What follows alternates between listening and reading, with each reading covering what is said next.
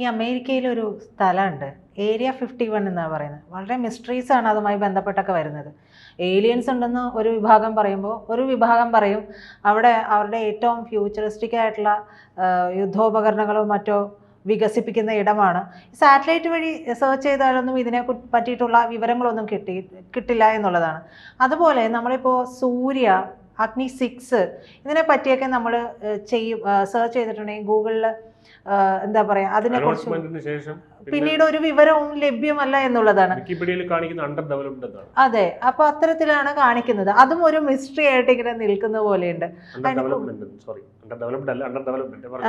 അതെ, അപ്പൊ അങ്ങനെ നിൽക്കുന്നുണ്ട്. അപ്പൊ ഇപ്പോഴാണ് അതേ സമയത്ത് തന്നെ നമുക്ക് താരിഫുമായി ബന്ധപ്പെട്ടുള്ള വിഷയങ്ങൾ വരുന്നത്. അപ്പൊ ഇതിനെ നമ്മൾ വളരെ ശക്തമായിട്ട് പ്രതിരോധിച്ച് നിൽക്കുകയൊക്കെ ചെയ്യുന്നുണ്ട്.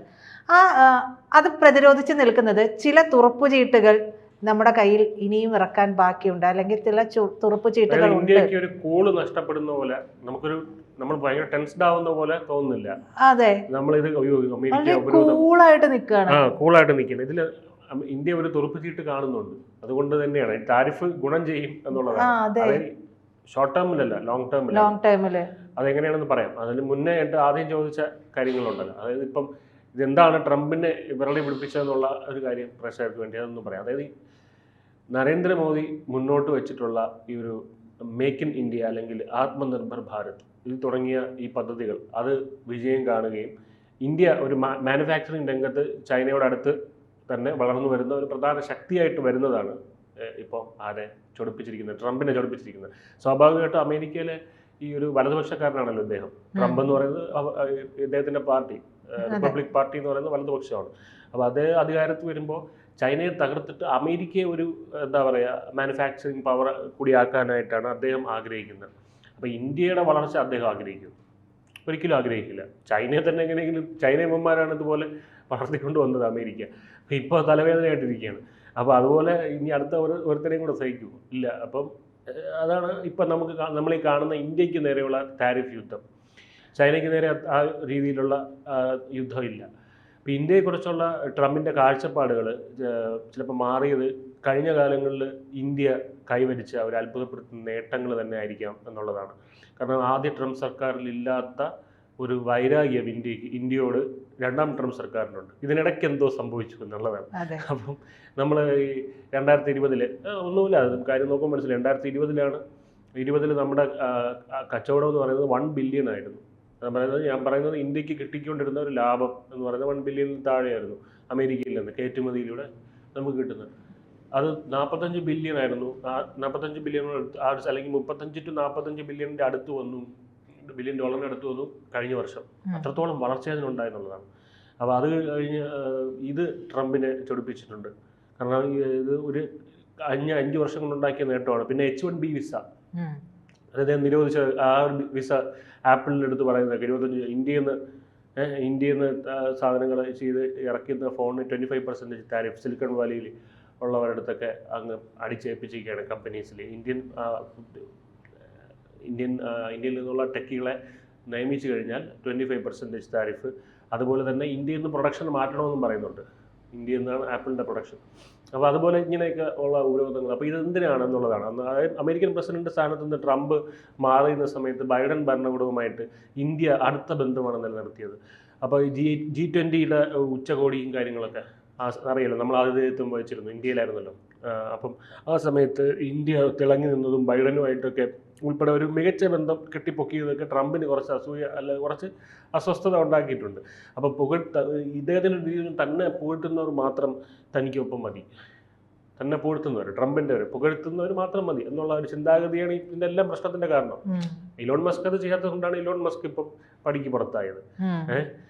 അപ്പം ഓപ്പറേഷൻ സിന്ധൂരിൽ ട്രംപിൻ്റെ അവകാശവാദങ്ങളുണ്ടല്ലോ, അതൊക്കെ ഇന്ത്യ ശരിവെച്ച് കൊടുക്കേണ്ടത് എല്ലാവർക്കും അറിയാവുന്ന കാര്യങ്ങളാണ്. ഇന്ത്യ ശരിവെച്ച് കൊടുക്കുകയും ട്രംപ് മഹാനാണ്, നോബൽ സമ്മാനം കൊടുക്കണം അദ്ദേഹത്തിന്, ഇതുപോലൊരു അങ്ങനെ ഒരാളില്ല എന്നൊക്കെ വിളിക്കണം. അപ്പം അതായത് ട്രംപിനെ നമ്മൾ അച്ചാന്ന് വിളിക്കണമെന്നുള്ളതാണ് ട്രംപിൻ്റെ ആവശ്യം. അത് പക്ഷേ പാകിസ്ഥാൻ അച്ചാന്നും അപ്പൂപ്പ എന്നൊക്കെ വിളിക്കാൻ അവർ തയ്യാറാണ്. അപ്പം അതുകൊണ്ട് അവരോട് ഇത്രയും ഇത്. അതുപോലെ ഇന്ത്യക്കെതിരെ ട്രംപ് പോകുമെന്ന് തന്നെയാണ് നമ്മൾ കരുതാൻ. അതായത് ഞാൻ പറയുന്നത് എന്തെന്ന് പറഞ്ഞാൽ, ഇപ്പം നമ്മളിപ്പോൾ ഈ പറഞ്ഞ ഈ നോബൽ സമ്മാനം നമ്മൾ കൊടുക്കണമെന്ന് പറഞ്ഞാലും ട്രംപ് ആ ഒരു ഇത്ര പെട്ടെന്ന് ഉപരോധങ്ങൾ വരില്ല. പക്ഷെ എന്നാലും ലോങ് റണ്ണിൽ ഇന്ത്യക്കെതിരെ തന്നെ ട്രംപ് പോകും എന്നുള്ളത്. കാരണം അത് ട്രംപിൻ്റെ മാത്രം ഒരു അജണ്ട അല്ല, അമേരിക്കയുടെ തന്നെ പൊതുവെയുള്ള ഒരു അജണ്ടയാണ്. ട്രംപ് എത്രയോ ഉപരോധങ്ങൾ നമുക്ക് ഏർപ്പെടുത്തിയിട്ടുണ്ട് അമേരിക്ക. അതെ, ട്രംപ് ആയതുകൊണ്ട് ഇപ്പം നടക്കുന്നേ ഉള്ളൂ. ഇതെന്നായാലും സംഭവിക്കേണ്ടതാണ്. അപ്പോൾ അമേരിക്കയെ ഒരു മാനുഫാക്ചറിങ് പവർ ആക്കുക, അമേരിക്കൻ കമ്പനികളെ അമേരിക്കയിൽ തന്നെ പിടിച്ചു നിർത്തുക, ഗൾഫ് രാജ്യങ്ങളിൽ പോയിട്ട് ആ രാജ്യങ്ങളുടെ ഒരു ഇൻവെസ്റ്റ്മെൻറ്റ് അമേരിക്കയിലേക്ക് കൊണ്ടുവരാനൊക്കെയാണ് ട്രംപ് നോക്കുന്നത്. അമേരിക്കയിലേക്ക് ഇൻവെസ്റ്റ്മെൻറ്റ് കൊണ്ടുവരാനാണ് നോക്കുന്നത്. ജപ്പാനിൽ നിന്ന്, ഓസ്ട്രേലിയയിൽ നിന്ന്, ഈവൻ നമ്മുടെ ഇന്ത്യയിൽ നിന്ന് പോലും അവിടെ ഇൻവെസ്റ്റ്മെൻറ്റ് കൊണ്ടുവരാനാണ് നോക്കുന്നത്. അപ്പോഴാണ് ഇവിടെ നമ്മൾ അമേരിക്കൻ കമ്പനീസ് ഇവിടെ സ്റ്റാർട്ട് ചെയ്യുന്നത് ട്രംപിന് ഇഷ്ടപ്പെടുമെന്ന് തോന്നുന്നുണ്ട്. അതൊരിക്കലും സംഭവിക്കില്ല. അപ്പോൾ അത്ഭുതപ്പെടുത്തുന്ന ഒരു വളർച്ചയുണ്ട് എക്കോണമിയിൽ ഇന്ത്യ കൈവരിച്ചിരിക്കുന്നത്. ഒരു എക്കോണമിയിൽ മാത്രമല്ല, സാങ്കേതിക വിദ്യാ രംഗത്തും ഒരു ഭയങ്കര ഒരു വളർച്ച.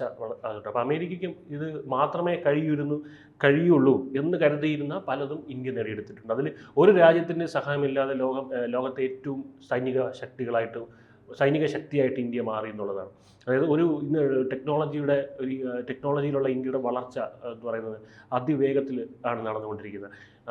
റാപ്പിഡ് സ്പീഡ് എന്ന് പറയും. അതായത് ആർട്ടിഫിഷ്യൽ ഇൻ്റലിജൻസ് ഡ്രോണുകൾ ലോകം കീഴടക്കുമെന്ന് പ്രവചിക്കപ്പെട്ടിരുന്ന ഈ കാലത്ത് ഡ്രോണുകളുടെ നിർമ്മാണത്തിലും ഇന്ത്യ ഒരു മേജർ പവറായിട്ട് മാറിക്കൊണ്ടിരിക്കുകയാണ്. അത് മാത്രമല്ല, ഈ സ്റ്റെൽത്ത് ഡ്രോണുകൾ ഉൾപ്പെടെ നിർമ്മിച്ചുകൊണ്ട് ഇന്ത്യ ഒരു മഹാശക്തിയാണെന്ന് തെളിയിച്ചുകൊണ്ടിരിക്കുകയാണ്. ലോകത്തെ മിസൈൽ സൂപ്പർ പവറുകളിൽ ഒന്നാണ് ഇന്ത്യ. അതായത് അങ്ങ് അമേരിക്ക വരെ എത്തുന്ന മിസൈലുകൾ അമേരിക്കയുടെ ഏത് നഗരങ്ങളിലേക്കും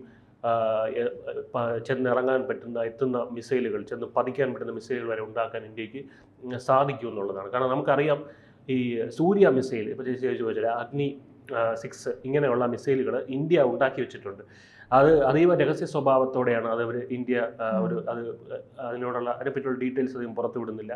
ഇന്ത്യയുടെ പദ്ധതിയുടെ ഭാഗമാണെന്നൊക്കെ എല്ലാവർക്കും അറിയാം. പക്ഷേ നിരവധി വാർത്താ ലേഖനങ്ങൾ അതിനെപ്പറ്റി വരുന്നുണ്ട്, സ്പെക്കുലേഷൻസ് വരുന്നുണ്ട്. പക്ഷേ ഒന്നും ഒഫീഷ്യലായിട്ട് അതിനെപ്പറ്റി ഒന്നും വരുന്നില്ല. അമേരിക്കയുടെ കയ്യിലുള്ളതിനേക്കാൾ പവർഫുൾ ആയിട്ടുള്ള മിസൈലുകളാണ് ഇന്ത്യയുടെ കൈവശമുള്ളതെന്നാണ് പ്രധാനമായും വരുന്ന ഒരു നിഗമനം.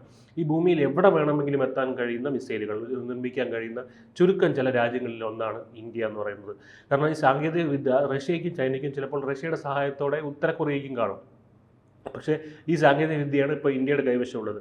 ഇപ്പോൾ ഒരു വെറും 4.2 ട്രില്യൺ ഡോളർ GDP ഉള്ള രാജ്യം ഇത്രയും പവർഫുൾ ആണെങ്കിൽ അടുത്ത പതിറ്റാണ്ടിൽ 10 ട്രില്യൺ GDP എന്ന ലക്ഷ്യത്തിൽ ഇന്ത്യ എത്തുമ്പോൾ എന്തായിരിക്കും ഇവന്മാർ കാണിച്ചു കൂട്ടുക എന്നുള്ളതാണ് അമേരിക്ക പോലുള്ള രാജ്യങ്ങൾക്ക് എത്രത്തോളം ഭീഷണിയാകുമെന്നുള്ളത്. എത്രത്തോളം ഭീഷണിയോടെ അവർ അല്ലെങ്കിൽ ഭയത്തോടെ ഇന്ത്യ അവർ കാണുന്നത്.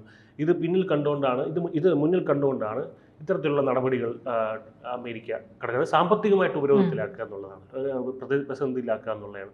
അപ്പോൾ രാജ്യം അതേലും വളരുമ്പോൾ അതോടൊപ്പം നമുക്കും നമ്മൾ പലരും ചോദിക്കാറുണ്ട്, ഇന്ത്യ GDP 5 ട്രില്യൺ ആയാലെന്തോ 10 ട്രില്യൺ ആയാലെന്തോ പട്ടിണി മാറുമെന്ന് ചോദിക്കുന്നവന്മാരുണ്ട്.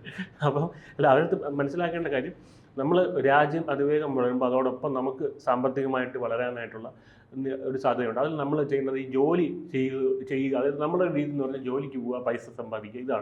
ഇതല്ല നിക്ഷേപം എന്നുള്ളൊരു സാധനം. സ്റ്റോക്ക് മാർക്കറ്റ് എന്നൊക്കെ പറയില്ലേ, നമ്മൾ സ്റ്റോക്ക് മാർക്കറ്റ്, അത്തരത്തിലുള്ള കാര്യങ്ങൾ. നമ്മുടെ ഇന്ത്യൻ കമ്പനീസ് ഏതൊക്കെയാണ്, ഇതിനെപ്പറ്റിയൊക്കെ ഒന്ന് റിസർച്ച് ചെയ്ത് പഠിക്കുക. നമ്മുടെ ഇന്ത്യൻ കമ്പനീസ്, ഗ്രോത്തുള്ള കമ്പനീസ് ഏതൊക്കെ, ടാറ്റയുടെ ഒക്കെ കമ്പനീസ് ഉണ്ട്. ഇത്തരത്തിൽ അതിനകത്ത് നമുക്ക് ഇൻവെസ്റ്റ് ചെയ്യാൻ പറ്റും. ചെറിയൊരു പൈസകൾ തുകകൾ കൊടുത്ത് ഇൻവെസ്റ്റ് ചെയ്യാൻ പറ്റും. അപ്പോൾ നമ്മുടെ വ്യവസായങ്ങൾ, നമ്മുടെ കമ്പനീസ് ഗ്രോത്ത് ഉണ്ടാകുന്നുള്ളൂ. അപ്പം നമുക്കും ഗ്രോത്ത് ഉണ്ടാകും. ഇങ്ങനെയാണ് നമ്മൾ എടുക്കേണ്ടത്. അല്ലാതെ പട്ടിണി മാറുമെന്ന് ഇവിടെ ഒന്ന് ചോദിച്ചുകൊണ്ടിരുന്നിട്ട് കാര്യമില്ല. ചന്ദ്രനിൽ ഇത് വിട്ടാൽ പട്ടിണി മാറും ഒന്ന് ചോദിക്കുന്ന ഇവന്മാരെ പറ്റി ഇങ്ങനെയുള്ള കാര്യങ്ങളൊക്കെയാണ് ചെയ്യേണ്ടത്. വിക്കിപീഡിയയിൽ പോയിട്ട് നമ്മളിപ്പം ഭൂഖണ്ഡാന്തര ബാലിസ്റ്റിക് മിസൈലുകളെ കുറിച്ചൊന്ന് പരിശോധിക്കുകയാണെങ്കിൽ നമുക്ക് അഗ്നി 5, 6 സൂര്യ എന്നീ മിസൈലുകൾ അതിനകത്ത് കാണാൻ കഴിയും. അപ്പോൾ അതിൽ K6 എന്ന് പറയുന്ന ഒരു സബ്മറൈൻ ലോഞ്ച്ഡ് ബാലിസ്റ്റിക് മിസൈലും K5 എന്ന് പറയുന്ന ഒരു സബ്മറൈൻ ലോഞ്ച്ഡ് ബാലിസ്റ്റിക് മിസൈലും കാണാൻ കഴിയും. സബ്മറൈന് അന്തർവാഹിനിയിൽ നിന്ന് ലോഞ്ച് ചെയ്യാൻ പറ്റുന്നതാണ് ഈ 2 മിസൈൽ. അഗ്നി 5നെ പറ്റി ആർക്കും നമുക്ക് പരിചയപ്പെടുത്തേണ്ട കാര്യമില്ല. 8000 കിലോമീറ്റർ വരെ ദൂരപരിധിയുണ്ട് എന്നാണ് പറയുന്നത്. കാരണം ഇന്ത്യ അത് പറഞ്ഞിരിക്കുന്നത് 2012 ഏപ്രിൽ 19 ഒഫീഷ്യലായിട്ട് തന്നെ ഇന്ത്യ അഗ്നി 5 മിസൈൽ പരീക്ഷിച്ചുകൊണ്ട് ലോകത്തിന് മുന്നിൽ പറഞ്ഞത് 5500 കിലോമീറ്ററേ ഉള്ളൂ ഇതിൻ്റെ ദൈർഘ്യം എന്നാണ്. അപ്പോൾ അന്ന് തന്നെ ചൈന പറഞ്ഞ് കള്ളം പറയണം, 8000 കിലോമീറ്റർ ഉണ്ട് എന്ന് പറഞ്ഞ്. ചൈന അങ്ങനെ പറഞ്ഞതിൻ്റെ കാര്യം എന്ന് പറഞ്ഞാൽ യൂറോപ്യൻ രാജ്യങ്ങളെ അമേരിക്കയും പ്രൊവോക്ക് ചെയ്യാതിരിക്കാൻ വേണ്ടിയാണ്. ഇത്രയും കിലോമീറ്റർ ദൂരത്തിന് എന്തിനാണ് ഇവന്മാർ ഇത് ഉണ്ടാക്കുന്നത് എന്നുള്ള ചോദ്യം വരും. അപ്പോൾ അങ്ങനെ അതിനെ ഒരു നമ്മൾ നയതന്ത്രപരമായിട്ട് ഉള്ള ഒരു രീതിയിലായിരിക്കും അവർ പറഞ്ഞത്. അഗ്നി 6 നിർമ്മിക്കാൻ പോകുന്നു എന്ന് പറഞ്ഞാൽ ഇന്ത്യ പിന്നീട് അതിനെക്കുറിച്ച് യാതൊരു അപ്ഡേറ്റും ഇപ്പോൾ പുറത്തുവിട്ടിട്ടില്ല. അത് എന്തുകൊണ്ടായിരിക്കും എന്ന് ആലോചിച്ച് പോകണം. കാരണം സൂര്യ എന്ന് പറഞ്ഞൊരു മിസൈൽ ഇന്ത്യ നിർമ്മിച്ചിട്ടുണ്ട്. അത് അഗ്നി 6ന് മുകളിൽ വരെ പവർഫുൾ ആയിട്ടുള്ള ഒരു മിസൈലായിരിക്കും എന്നൊക്കെയാണ് റൂമറുകൾ പറയുന്നത്. അതായത് മിസൈലിന് എന്ത് സംഭവിച്ചു എന്നുള്ളത് ആർക്കും അറിയില്ല. 18,000 കിലോമീറ്റർ വരെയാണ് അതിൻ്റെ ഇത് പറയുന്നത്. അമേരിക്കയുടേത് 12 മുതൽ 16 ഏറ്റവും അവരുടെ മിസൈൽ റേഞ്ച്. 18,000 കിലോമീറ്റർ ആണെന്ന് പറയുന്നത്. പക്ഷേ ഇത് പുറത്ത് വിടുന്നിട്ടില്ല. അത്തരത്തിൽ ഉള്ള ഒരു ടെക്നോളജി ഇന്ത്യയിൽ ഉണ്ടോ എന്നുള്ളതാണ് ചോദ്യം. ഇന്ത്യയിൽ ഉണ്ട്. ഇന്ത്യയുടെ കൈവശം അർത്ഥത്തിൽ അമേരിക്ക വരെ എത്തുന്ന ലോകത്ത് ഏത് രാജ്യത്തെയും ആക്രമിക്കാൻ കഴിയുന്ന 16,000 മുതൽ 18,000 കിലോമീറ്ററിന് മുകളിൽ ദൂരപരിധിയുള്ള മിസൈലുകൾ ഇന്ത്യയിലുണ്ട് എന്നുള്ളതാണ് ഏറ്റവും വലിയ കാര്യം. അതിലിപ്പം എന്താ പറയുക, B6 ഉൾപ്പെടെയുള്ള മിസൈലുകൾക്ക് അത്യാവശ്യം വേണ്ട ഒന്നാണ് ഈ MARV multiple independently targetable re entry vehicle. ഈ MRV ടെക്നോളജി ഉൾപ്പെടെ ഇന്ത്യ ഡെവലപ്പ് ചെയ്തെടുത്തിട്ടുണ്ട് നമ്മുടെ ഇതിനായിട്ട്. അതിനാൽ തന്നെ ഇന്ത്യക്ക് ഉറപ്പായും 12,000 മുതൽ 16,000 കിലോമീറ്റർ ദൂരപരിധിയുള്ള മിസൈലുകൾ വികസിപ്പിക്കാൻ കഴിയും. അഗ്നി 5 നിർമ്മിച്ച ഇന്ത്യക്ക് അഗ്നി 6 നിർമ്മിക്കുക എന്ന് പറയുന്നത് സുഗമമായ ഒരു കാര്യമാണ്. പേലോഡിൻ്റെ അളവിൽ വ്യത്യാസം വരുത്തിക്കൊണ്ട് ഈ മിസൈലുകളുടെ ദൂരപരിധി ഇന്ത്യക്ക് വർദ്ധിപ്പിക്കാനും കഴിയും. 16,000 കിലോമീറ്റർ വരെ ദൂരപരിധിയിലേക്ക് ഈ മിസൈലുകളെ കൊണ്ടുപോകാനും ഇന്ത്യക്ക് സാധിക്കും. അതായത് ലോകത്ത് ഏത് രാജ്യത്തെയും ഏത് കോണിലേക്കും മിസൈൽ ഉപയോഗിച്ച് ആക്രമണം നടത്താൻ ശേഷിയുള്ള രാജ്യമായി മാറിയിരിക്കുകയാണ് ഇപ്പോൾ ഇന്ത്യ. അതൊരു പുറത്തുവിട്ടില്ല എന്നുള്ളത് മാത്രമാണ്. അതായത് അഗ്നി 6 മിസൈൽ അല്ലെങ്കിൽ സൂര്യ മിസൈലും ഒക്കെ ഇന്ത്യക്ക് നിർമ്മിക്കാൻ ഇവിടെ തന്നെ നമുക്ക് എന്താ പറയുന്നത്, നമ്മുടെ ഇതായിട്ട് തന്നെ ഇൻഡിജിനസ് ആയിട്ട് തന്നെ നമുക്ക് ഡെവലപ്പ് ചെയ്തെടുക്കാൻ പറ്റും എന്നുള്ളതാണ്. അഗ്നി 6 മിസൈൽ തന്നെ 16,000 കിലോമീറ്റർ വരെ ദൂരപരിധി ഉണ്ടാക്കാനുള്ള ഇടയിൽ മിസൈലാണ്. അപ്പോൾ ഈ റേഞ്ചിലെ മിസൈലുകൾ നിർമ്മിക്കാൻ ഇന്ത്യക്ക് കഴിയുമെന്ന് ലോകത്തെ ഒട്ടുമിക്ക രാജ്യങ്ങൾക്കും അറിയാം. അത് ഇവൻ ഈ കാണിക്കുന്നതൊന്നും അല്ല, ഈ കാണുന്നതൊന്നും അല്ല എന്ന് പറയുന്ന പോലെ. അപ്പം ഇത് ഇന്ത്യ ഇത് ഒഫീഷ്യലി ടെസ്റ്റ് ചെയ്യാത്തത് കൊണ്ടും, അത് ഒഫീഷ്യലായിട്ട് ടെസ്റ്റ് ചെയ്യാൻ പറ്റില്ല. ഒഫീഷ്യലായിട്ട് ടെസ്റ്റ് ചെയ്ത് ഇന്ത്യ അങ്ങനെ ഒഫീഷ്യലായിട്ട് ഇന്ത്യ ആക്സെപ്റ്റ് ചെയ്യാത്തത് കൊണ്ടും ആരും നമുക്കെതിരെ വരുന്നില്ല എന്നുള്ളത് മാത്രമാണ്. അതായത് നമ്മൾ പരീക്ഷിക്കുന്നതാണെങ്കിൽ നമ്മളിപ്പോൾ നമ്മുടെ ഏഷ്യയ്ക്ക് പുറത്തെ വേറെ ശത്രുക്കളൊന്നും ഇപ്പോൾ നമുക്കില്ലല്ലോ ഏഷ്യയ്ക്ക് പുറത്ത്. അപ്പോൾ ആകെ ഉള്ളത് പാകിസ്ഥാനും ചൈനയുമാണ്. അപ്പോൾ നമ്മളൊരു 16,000 18,000 കിലോമീറ്ററിൻ്റെ ഒരു മിസൈൽ പരീക്ഷിക്കുമ്പോൾ പല രാജ്യങ്ങൾക്ക് സംശയം തോന്നും. യൂറോപ്യൻ രാജ്യങ്ങൾക്കും അമേരിക്കയ്ക്കും അവരെ ലക്ഷ്യം ഇട്ടിട്ടാണോ ഇന്ത്യ ഇത് ചെയ്യുന്നതെന്ന് സംശയം തോന്നും. അപ്പോൾ അത് ഡിപ്ലോമാറ്റിക് ലെവലിലുള്ളൊരു പ്രഷർ ഉണ്ടാവും. അപ്പോൾ അതൊന്നും ഈ ഡെവലപ്പിംഗ് കൺട്രി ആയിട്ടുള്ളൊരു ഇന്ത്യക്ക് അങ്ങനെ ഒരു ലോ പ്രൊഫൈൽ കീപ്പ് ചെയ്തത് അപ്കമിങ് ഡോൺ ആണെന്നുള്ളത് എല്ലാവർക്കും അറിയാം. അങ്ങനെ തന്നെ ഇരിക്കുന്നതാണ്. പക്ഷേ നമ്മൾ അപ്കമിങ് ഡോൺ ഒന്നുമല്ല, കുറേയൊക്കെ തൊട്ട് ബട്ടൺസ് ഒക്കെ ഇട്ട് അങ്ങനെ ഇരിക്കുന്നതാണ് ഇപ്പോൾ നല്ലതെന്നുള്ളതാണ് ഇന്ത്യയുടെ ഒരു നയം. അതായത് ഇന്ത്യയുടെ മൗനത്തിൽ എല്ലാവർക്കും ഭയമുണ്ട്. അതെ, മൗനത്തിലൊരു ഭയമുണ്ട്. മൗനത്തിനെയാണല്ലോ നമ്മൾ ഏറ്റവും കൂടുതൽ ഭയക്കേണ്ടത്.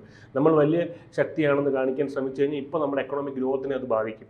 പിന്നെ ചേച്ചി രണ്ടാമത്തെ ചോദ്യം ചോദിച്ചത്, അതായത് ഈ ട്രംപിൻ്റെ താരിഫ് എന്തെങ്കിലും രീതിയിൽ ഗുണം ചെയ്യുമോ എന്നുള്ള കാര്യം. അതായത് നമ്മളിപ്പോൾ ഈ പർച്ചേസ് ഫോർ പാരിറ്റി ഇന്ത്യക്കാരൻ്റെ വാങ്ങൽ ശേഷി 20 ട്രില്യൺ US$ അടുത്തുകൊണ്ടിരിക്കുകയാണ്. അപ്പോൾ ഇത് അവർക്ക് വല്ലാത്തൊരു ആശങ്ക ഉണ്ടാക്കിയിട്ടുണ്ട്. ഇന്ത്യ അമേരിക്ക ബന്ധം വഷളാക്കുന്നതിന് വേണ്ടി തന്നെയാണ് ട്രംപ് ഈ കളിയൊക്കെ കളിക്കുന്നത്. ഇതിലൂടെ അമേരിക്കയ്ക്ക് എന്താണ് നേട്ടമെന്ന് ചോദിച്ചാൽ ഇന്ത്യയിലേക്ക് വരാൻ സാധ്യതയുള്ള ഇൻവെസ്റ്റ്മെൻറ്റിനെ തടയാൻ പറ്റും. അതായത് ഇന്ത്യയുടെ എക്കണോമിക് ഗ്രോത്തിനെ അതിലൂടെ തടയാൻ പറ്റും. അമേരിക്ക ചൈന വ്യാപാര യുദ്ധം ഒരു കാരണവശാലും ഇന്ത്യക്ക് ഗുണം ചെയ്യുന്നതായിട്ട് മാറാൻ പാടില്ല. അമേരിക്ക ചൈന വ്യാപാര യുദ്ധം ഇന്ത്യക്ക് ഗുണം, കാരണം ഇത് ഒരിക്കൽ കണ്ടതാണ് റഷ്യയായിട്ട് നമ്മളത്. അപ്പോൾ ഈ അവസരത്തിൽ ചൈനയിലുള്ള കമ്പനികൾ ഇന്ത്യയിലേക്ക് പോകരുത് ഇൻവെസ്റ്റ്മെൻറ്റുമായിട്ട്. അപ്പോൾ വേണമെങ്കിൽ അവർ അമേരിക്കയിലേക്ക് തിരിച്ചു. എല്ലാവരും ചോദിക്കുന്നു ചൈനയിലേക്ക്, അതാണ് ചൈനയോട് വേറൊരു നയം കാണിക്കുന്നത്. വേണമെങ്കിൽ അവർ അമേരിക്കയിലേക്ക് തിരിച്ചു പോകട്ടെ, ഇന്ത്യയിൽ വന്നിട്ട് ഇവിടെ ഇൻവെസ്റ്റ് ചെയ്തിട്ട് ഈ അമേരിക്കയും ചൈനയും തമ്മിലുള്ള വ്യാപാര യുദ്ധത്തിൽ ഇന്ത്യ എങ്ങനെ ബെനിഫിറ്റ് ഉണ്ടാക്കണ്ട എന്നുള്ളതാണ് അമേരിക്കയുടെ ഒരു ഇത്. അപ്പോൾ അല്ലെങ്കിൽ ഇന്ത്യ അത് മുതലാക്കേണ്ട കാര്യമില്ല എന്ന് വെച്ചാൽ മറ്റൊരു ചൈനയെ പോലത്തെ ഒരു വേൾഡ് പവർ ഇനി ഉണ്ടാകരുതെന്നാണ് US ആഗ്രഹിക്കുന്നത്. ട്രംപിൻ്റെ പുറകിൽ ലോകത്തെ സമ്പന്നരായിട്ടുള്ള ഒരുപാട് പേരുണ്ട്. ബ്രിട്ടൻ ഈ എന്താണ് പറയുക, ബ്രിട്ടൻ്റെ ഈ കോളനിവൽക്കരണ കാലഘട്ടത്തെ മൈൻഡ് സെറ്റുള്ള ഒരാൾക്കാരുണ്ടല്ലോ. ഇന്ത്യ ഒരു പുച്ഛത്തോടെയും വർണ്ണവിവേചനവും വർണ്ണവരെയൊക്കെ കാണിക്കുന്ന തരത്തിലുള്ള ആൾക്കാരുണ്ട്. അവരുടെ സപ്പോർട്ടാണ് ഇപ്പോൾ ട്രംപിനുള്ളത്. ജോർജ് സോറസ് ഒക്കെ അങ്ങനെയുള്ള ആൾക്കാരാണ്. അപ്പം നമ്മൾ ഇതിനെ അതിജീവിച്ചേ പറ്റുള്ളൂ. ഇപ്പോൾ ഇന്ത്യ ചെയ്യുന്നത് എന്താണെന്ന് വെച്ചാൽ അമേരിക്ക ഈ ഒരു വിപണിയുടെ കാര്യത്തിൽ ആശ്രയിക്കുന്നത് നമ്മൾ കുറയ്ക്കണം. കാരണം നമ്മൾ മറ്റ് രാജ്യങ്ങളിലേക്ക് കൂടി നമ്മുടെ വ്യാപാരം വ്യാപിപ്പിക്കുകയാണ് ചെയ്യേണ്ടത്. ശശി തരൂർ പറഞ്ഞത് നമ്മളിവിടെ അതേ എക്കോണമി നമ്മളോട് വ്യാപിപ്പിക്കണം. കാരണം കഴിഞ്ഞ 5 വർഷം കൊണ്ടാണ് $1 ബില്യൺ നമ്മൾ $45 ആക്കിയത്. അപ്പോൾ അത് നമുക്ക് പറ്റും. അപ്പോൾ ഇന്ത്യൻ കമ്പനികൾ ഇത് മനസ്സിലാക്കി US ഈസി മാർക്കറ്റായിരുന്നു.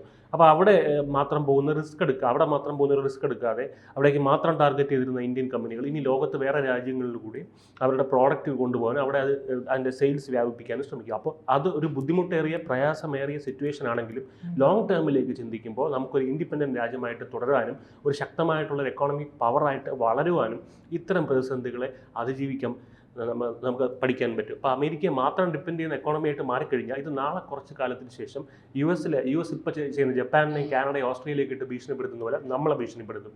അപ്പോൾ ഇപ്പോൾ അത് നമ്മൾ ഇപ്പോൾ കുറച്ച് കഷ്ടപ്പാട് നമ്മൾ അനുഭവിച്ച് കഴിഞ്ഞാൽ നാളെ നമുക്ക് അതിനൊരു ബെനിഫിറ്റ് ഉണ്ടാകും. കാരണം വ്യാപാരം മറ്റ് രാജ്യങ്ങളിൽ കൂടി സ്പ്രെഡ് ചെയ്ത് പോവുകയാണെങ്കിൽ നമുക്ക് ഒരിക്കലും ഒരു രാജ്യത്തിന് മാത്രം ഡിപ്പെൻഡ് ചെയ്ത് വരില്ല. അതാണ് ഏറ്റവും വലിയ പ്രശ്നം, നമ്മൾ ഒരു രാജ്യത്തിന് ഡിപ്പെൻഡ് ചെയ്തിരിക്കുക. അപ്പോൾ ഇപ്പോഴേ യു എസ് എന്താണ്, നാളെ ഇപ്പോഴേ ഇവന്മാർ എന്താണ്, യു എസ് എന്താണെന്നുള്ളത്, ഇവന്മാർ എന്തൊക്കെ കാണിക്കുമെന്നുള്ളത് നമുക്ക് മനസ്സിലായി. അപ്പോൾ നമ്മൾ അതിനനുസരിച്ച് നമ്മുടെ പാറ്റേൺ മാറ്റിക്കൊണ്ടിരിക്കുക, നമ്മുടെ സ്ട്രാറ്റജീസ് മാറ്റുക. അപ്പോൾ എന്താ പറയുക, അതായത് ചൈനയോടൊപ്പം ഒരു മാനുഫാക്ചറിങ് ജയൻ്റ് എന്നുള്ള രീതിയിൽ നമ്മൾ എത്തുക എന്നുള്ളതാണ്. പക്ഷേ നമ്മൾ ഇപ്പോൾ ചൈന ഇത് തന്നെയാണ് ചെയ്യാൻ അവർ ആഗ്രഹിക്കുന്നത്. പക്ഷേ ചൈനയുമായിട്ട് ചൈനയെ അവർ ഇത് നമ്മളോട് കാണിക്കുന്നത് തന്നെയാണ് ചെയ്യാൻ ശ്രമിക്കുന്നത്. പക്ഷേ ചൈനയോട് കാണിക്കാൻ പറ്റില്ല അവർക്ക്. ചൈന ഓൾറെഡി അമേരിക്കയെ ചാലഞ്ച് ചെയ്യുന്നൊരു പവറായിട്ട് മാറി. അപ്പോൾ ഇന്ത്യ ആ ലെവലിലേക്ക് എത്തിയിട്ടില്ല. അപ്പോൾ മുളയിൽ നുള്ളുക എന്നുള്ള ഒരു സ്ട്രാറ്റജിയാണ് ഇവിടെ അവർ ചെയ്യുന്നത്. അപ്പോൾ നാളെ ഇനിയിപ്പം ഒരു ഡെമോക്രാറ്റിക് പ്രസിഡന്റ് വന്നാലും വലിയ മാറ്റമൊന്നും ഉണ്ടാവും നമ്മൾ വിചാരിക്കേണ്ട. വേറൊരു പ്രസിഡന്റ്, അതായത് എതിർ പാർട്ടിയിലുള്ള അമേരിക്ക അവരുടെ ആധിപത്യം നിലനിർത്താനായിട്ട് അവസാന കളിയാണ് ഈ കളിച്ചുകൊണ്ടിരിക്കുന്നത്.